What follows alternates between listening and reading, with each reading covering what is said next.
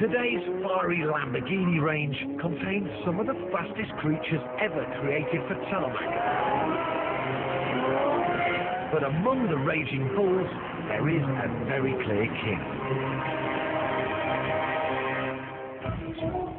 And in Lamborghini land, the king wears an SV badge.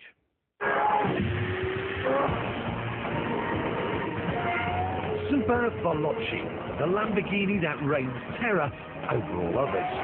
The most expensive, the most powerful, the most Lambo. The last model to wear the SV badge was the iconic Diablo SV, which was the last of the hairy-chested Italian Lambos before Audi got involved and tamed things down a bit. Now, I want this to be like the good old days. Completely, well, bonkers. On an narrow straight road, you'll be bowled over by the car's speed.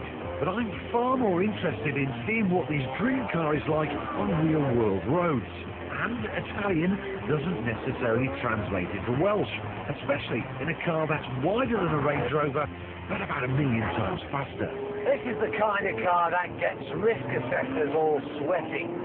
Lambo have altered the way the engine breathes, so you get an additional 30 brake horsepower over the standard version. 0 to 62. Well, it's the best 3.2 seconds of your life. Oh, it's just relentless grunt, torque and power.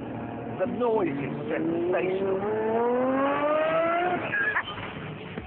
Now, from the outside, it does look a bit intimidating, a bit unwieldy, and for sure when you're around town, it does feel that way. But once you get it on the move, once you start flowing in out the corners, it all comes to life and it makes sense. It's pretty easy to drive, he says.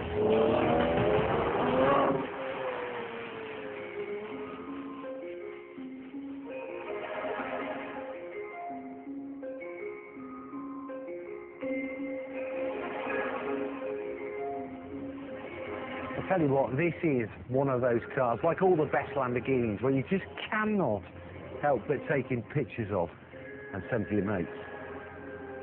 It's outrageous. The interior is just as serious, Spartan and sculpted from space-age materials. It's like being inside the sort of caves that border Gotham City. The SV is 100 bags of sugar lighter than the normal Murcielago, and in fact is lighter than a BMW M3. So when you mount her through the sci-fi doors, you can't help but wonder about handling. Now, four-wheel drive biased towards the rear, the car has got monster grip, and it's going to take a really brave man to try and unstick it. However, if you turn in a little bit whilst you're too much on the brake, then you can feel the back start to skip. And I get the feeling that if you let it get too far away, it ain't going to come back. But if you do overcook your £266,000 investment, Lamborghini have made carbon ceramic brakes standard on the SV. So it's reassuring it'll stop on a pinhead when things go wrong. Now we're on some pretty rough Welsh mountain roads, and whilst the ride is firm, I wouldn't say it's uncomfortable. The seats most certainly are. There's not enough support in the lumbar area. They're a bit too racy-like. But is it practical? I don't give a damn. You know, this is a car to have a blast on a Sunday afternoon. It's certainly not a first car. It's a wealthy man's second car. The SV is so good it's got me a bit worried, because this most extreme of all Murcielagos is also the last. Lamborghini are soon to phase it out with an all-new car. I just hope the replacement is as good as this. Tom, I've got a bit of a quibble. The SuperVeloce he was driving, top speed, 209 miles an hour. Yeah. Right, you can buy one for 50 grand cheaper that's fast, it'll do 210.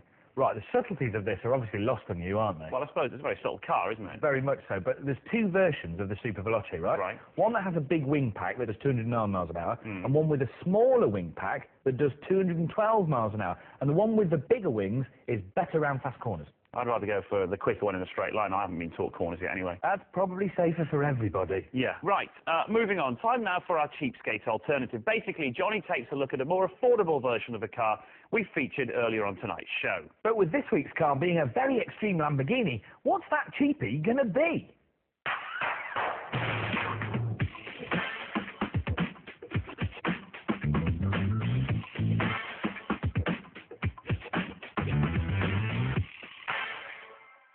Gregarious, grippy, muscle. The Lamborghini LP670/4 has all the subtlety of a herd of wildebeest, and it's even more frightening when it charges. But not many of us happen to have £250,000 stashed down the back of the sofa. So, what could be the cheapskate alternative? It's the Nissan 300ZX.